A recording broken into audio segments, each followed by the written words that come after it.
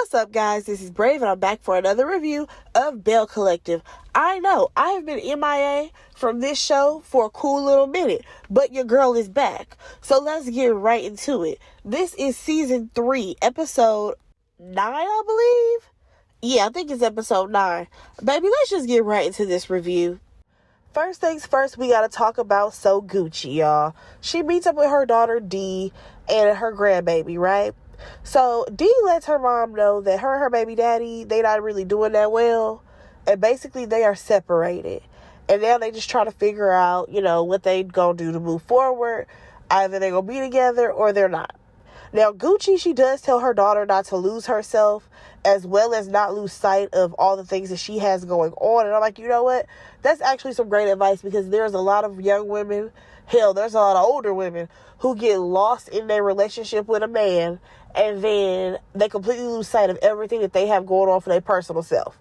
So that was some great advice. However, let's get to the bush that So Gucci is trying to kick to us. Because now we got to talk about this situation with Gucci pressing charges on Selena. Now, of course, Selena's daughters, they feel some type of way about it. And I'm like, girl, you don't think that they were going to feel some type of way? You pressed charges on their mother when you were equally involved in this fight. Don't act like Selena just ran up on you and dragged you down by your wig and it left you with some bald spots and you did nothing to her. Like, let's not act like that's what happened. You provoked it. You were involved. You was flinching at her. Y'all got busy. It is what it is. But don't you dare sit up there and sit on this high horse talking about somebody has to show the girls, how to handle situations by pressing charges on their mother? Really? Who is that benefiting? Is that benefiting you? Or is that benefiting, your ego? Because I feel like your ego is what's really being benefited right now. And because you have JJ, raggedy tie looking ass, in your ear, you think that it's okay and it's appropriate. And I'm just like, JJ, you don't see how this is making a bigger divide in your family? That's crazy to me. Now, y'all, I guess that was just me going back a couple of episodes. But let's get into D, because let me tell you something. One thing about D, she's very vocal. And it's sometimes where I need her to shut the hell up. Because if y'all recall, when we first got to this season, D was the person saying that Tamra was probably messing around with her manager. Remember that? Here comes D now talking about this is why I don't really be around them like that and how I don't really mess with them. All this stuff. And I said, since when did that happen? Because last time that I checked, y'all was good. You and Star were kicking it because y'all both had babies on the way or whatever it was. And according to D, the girls want to fight her mama. I said, well, that's what happens when you attack somebody's mom. The kids usually want to get that action done. Because, So Gucci, you knew you was wrong. The whole pressing the charges, I think that absolutely moved this family 10 steps further than where they were when the fight happened. Like, the fight already moved y'all back. But you pressing charges, that took it to a whole nother level. And then, here we go with D, making this all about her. Talking about because basically, how dare those girls have a problem with her mama when her mama left her to go be with them? Hold on, baby girl. That's still an issue that you have lingering with your mother that you need to handle. Because how is it that you're coming at them because your mama was so busy chasing after a man, she was willing to do any and everything to impress him and to get him to stay with her ass? Yeah, that's because your mama was thirsty. It is what it is. Like, I'm sorry, but this right here further let me know that there's no accountability seen for Gucci. Gucci ain't got to take accountability for nothing.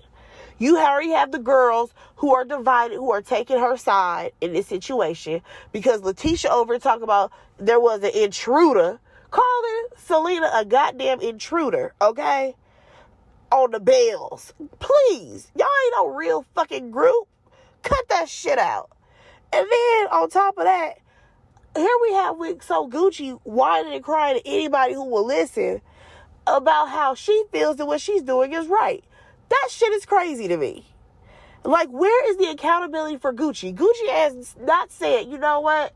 maybe I should have approached the situation differently with Selena. Maybe I should have just said, hey girl, hey y'all. I should have just approached the group because it was 2 people there and spoke to everybody. We ain't got that yet. That's crazy to me. But let's go ahead and move on off of So Gucci. So we are back at this little break-in event type place where you get to break all the stuff. However, this time we ain't breaking nothing. We're just painting. I said, all right, cool. So we got Akeisha and Latrice. Now, we already know things are still a little bit rocky with them because Latrice feels like Akeisha don't need to be knowing none of her goddamn business. So they talk about the last time that they were at this same location, because remember, that's when Latrice was ready to fight So Gucci. And they also talk about So Gucci's birthday party, right? Now, Latrice says that her husband was disgusted. And I'm like, was he? Was Cliff disgusted? Because he was given more so intrigued than disgusted. But I'm going to let you rock with that, Latrice. So, here's the thing. If you're telling us that your husband was so disgusted, right? Why couldn't he just leave? Why couldn't Cliff just, say, all right, y'all got a male stripper, let me head on out? No. He decided to go stir up some bullshit with Glendale and Letitia, though. And you got the audacity to stick beside her. That's some shit that don't make no sense to me. But nonetheless, Latrice, she goes on to say how, her and Cliff are good. And Akeisha is like, girl, I am worried about you, okay? It seems like Akeisha in this moment is actually really concerned. Like, take out all the BS that the Bells have gone through or whatever. In this moment, it seemed very real for Akeisha to try to be there for Letitia, okay? Now, she offers her support, by saying, Latrice, you can come to me as an outlet. But I'm like, girl, Latrice ain't coming to you. Latrice don't trust none of you Bells. Latrice is more likely to go to somebody who is off camera than somebody who is on camera, because she knows that y'all will take that shit and throw it in her face later. Now, let's slide on over to Letitia. Now, Letitia meets up with So Gucci, and they talk about her daughter briefly, and then Gucci talks about her and JJ doing something for the community. And I'm like, all right, cool, let's see some community work. So she invites all the Bells, and Gucci, she doesn't know if JJ's daughters are going to show up. And I'm like, yeah, now you see that trickle-down effect of you fighting with their mama, and then on top of that, you pressing charges on their mama. Yeah, that shit is starting to trickle down. So, this is where things really went left for me when it comes to So Gucci. Because for some reason, she is hell-bent on this idea that Latrice is behind everything. Girl, Latrice already told you she ain't even thinking about you in that way. And also, why would she even get Selena involved, knowing y'all history and all of that stuff, considering y'all got kids involved and all that? I don't think Latrice is behind this at all. But the fact that you keep projecting that on her is crazy to me. Like, please let that idea go. So, then they talk about the holiday mixer. The one that Akeisha threw. And Letitia is like, because Cliff and Latrice, they hurried up and left when I came in. And I'm just like, Letitia, you should be happy. Because this is the same man who stirred up mess in your marriage. Why are you not happy about not having to talk to Cliff? Come on now. Now, speaking of Cliff, we see Cliff and Latrice go on this date, and she talks about how she just signed a distribution deal to get her products in stores, right? Oh, baby, he pissed off because she signed the contract without him.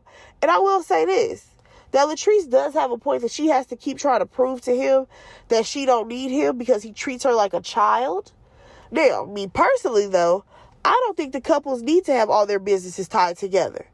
Because it becomes a mess when you try to untie that shit, okay?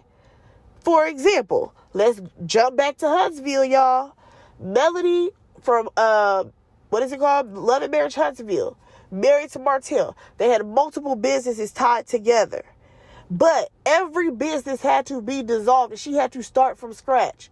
Baby girl had a whole beauty company. It was a skincare line. She had to dissolve it. It was doing well. She had to completely dissolve it.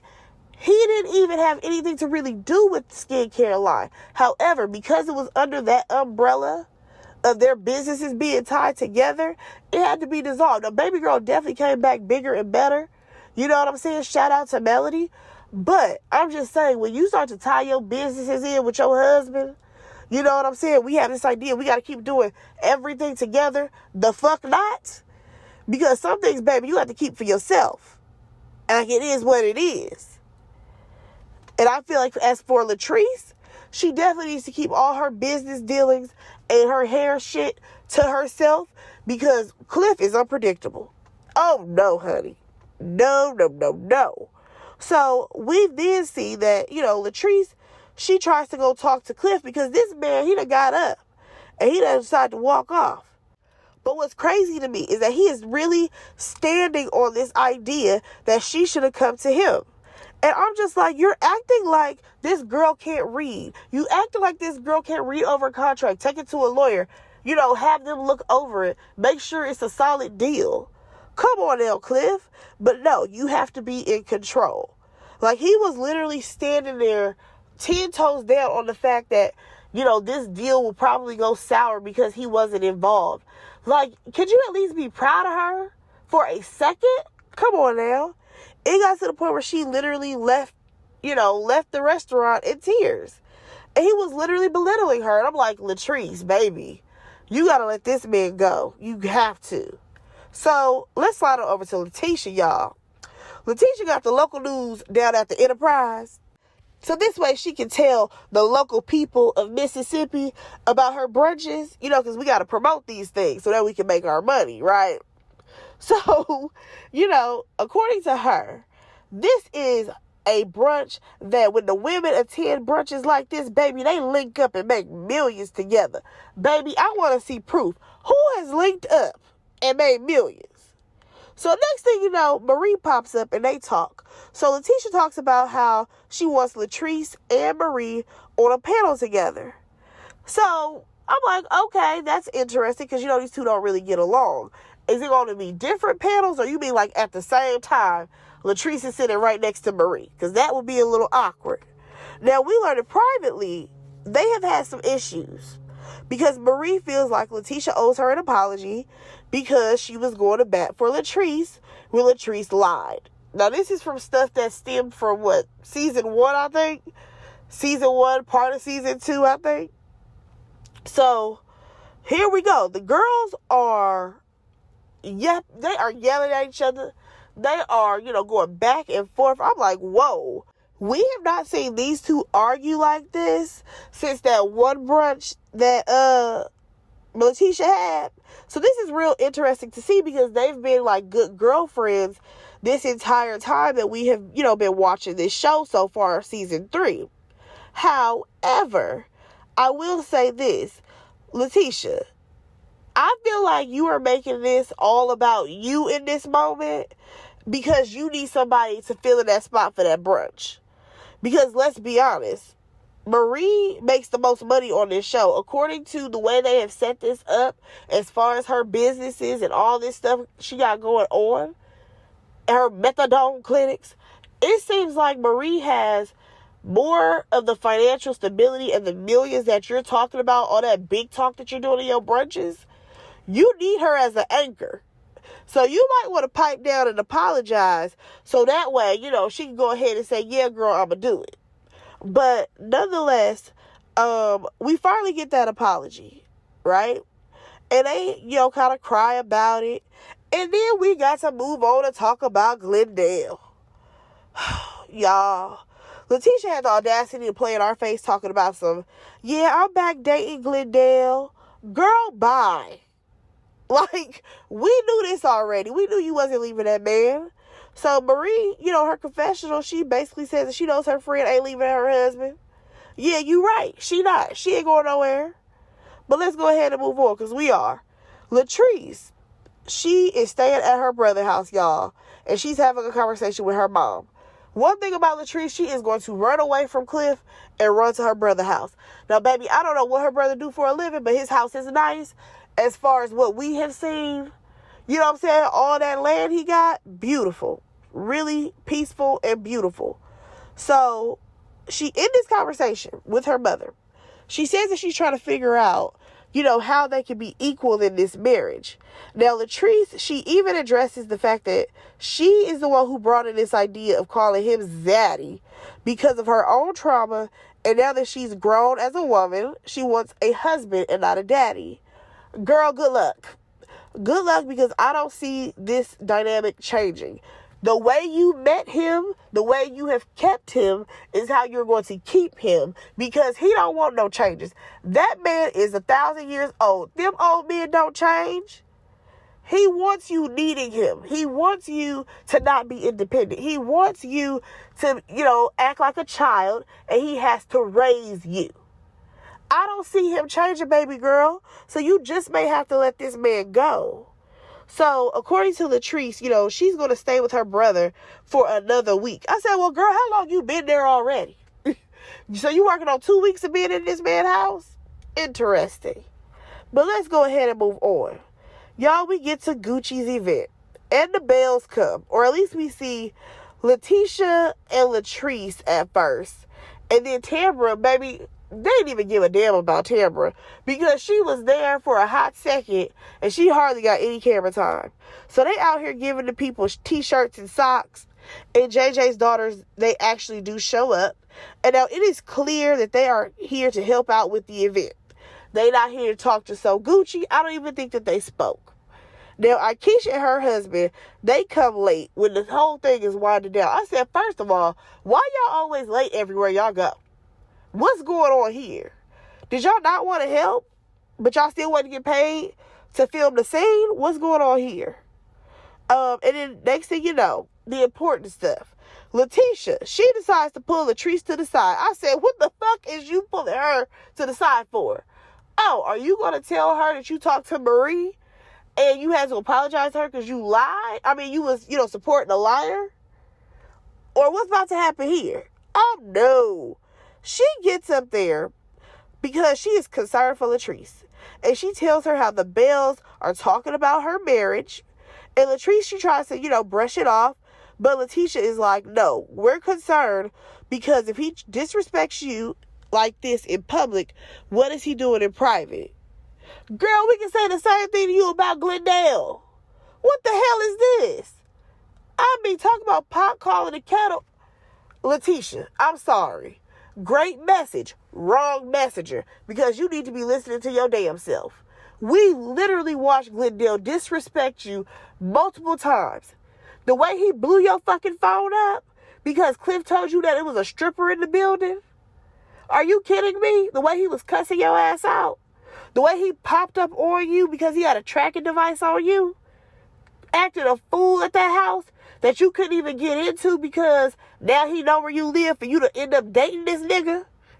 Oh, let's not forget the time that he was riding around with Joshua's birthday cake in the car and he zoomed the hell off after arguing with you in the parking lot. We ain't forgot about that. So the audacity of you to come to Latrice talking about some your husband do you wrong. And so do yours, girl. So do yours. But y'all, that was the Belle Collective. Let me know what y'all thought about this episode. What y'all think about the Belles? Go ahead and like, comment, and subscribe to my channel. And I will talk to y'all on the next one. Bye, guys.